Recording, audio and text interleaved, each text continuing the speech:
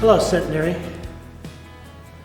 This past week, something happened that has not happened in my 42 years of ministry, and I pray this never happens again.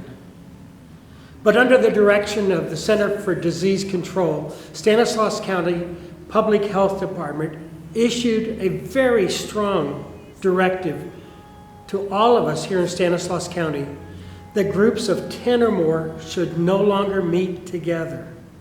They did this because of the coronavirus. They're trying to slow its spread, and they're asking for our participation.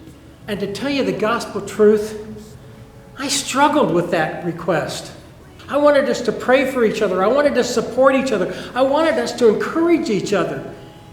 And honestly, I wanted us to be together as we come to the end of my time being your pastor. But people over the age of 65, and that now includes me, are more susceptible to this disease. And I don't want any of us to catch it. So this past week, your church leadership and I made a very difficult decision.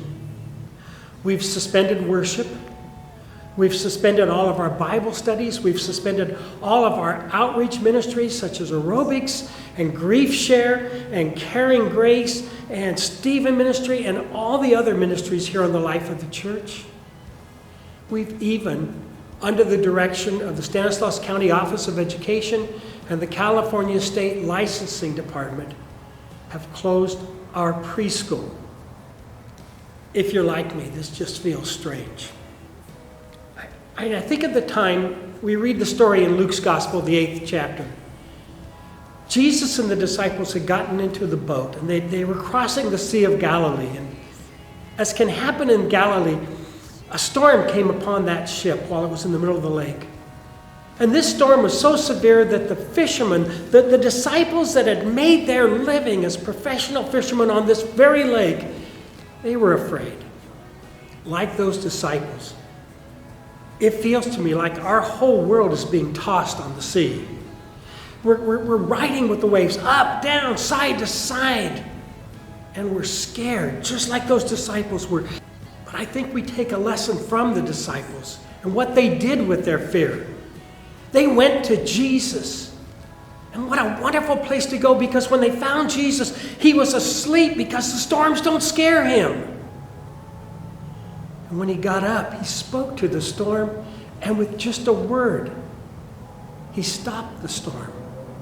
He calmed even the disciples' hearts. Church, right now we're in the midst of a storm, a coronavirus storm. And our world is being tossed up and down. And people all around us are filled with fear, but here's the good news. The storm then didn't scare Jesus, and this storm today does not scare Jesus. Our God is still on the throne. Our God is still God. Our God can still work miracles. And because of that, this coronavirus storm is really an opportunity for us, the church, to be the church in this world. There are things we can do. This is an opportunity for us to minister to frightened, hurting people everywhere. So what do I want us to do? 3 things. First, I want us to find new ways to get together. Think about it like we can be together through email. So if we don't have your email address, how about sending that to us right now? We can be together through social media, through Facebook, through our website. We can find new ways. We can use the old ways of the telephone and the post office. But let's be together during this storm in new ways that God is making available to us. Second, church, this is a frightening time in many ways. But one of the ways this is frightening is you got to remember that while everything is shutting down, our bills are still coming in. One of the things we have done is we shut down our preschool, and they now have no money coming in.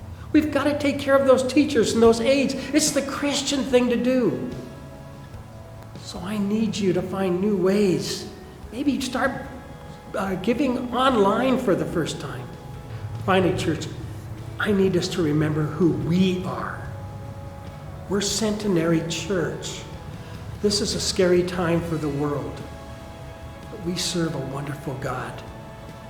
I need us to be the church in the world now. I love you, church. Let's be the church. For the most current information about how health concerns will affect our ministries and meetings, visit centenarychurch.net/stayhealthy. And while we can't gather in person, be sure to visit our Church at Home webpage to find alternative ways to connect with God and each other. You'll find devotional videos, music content in both worship styles, and more at centenarychurch.net/churchathome.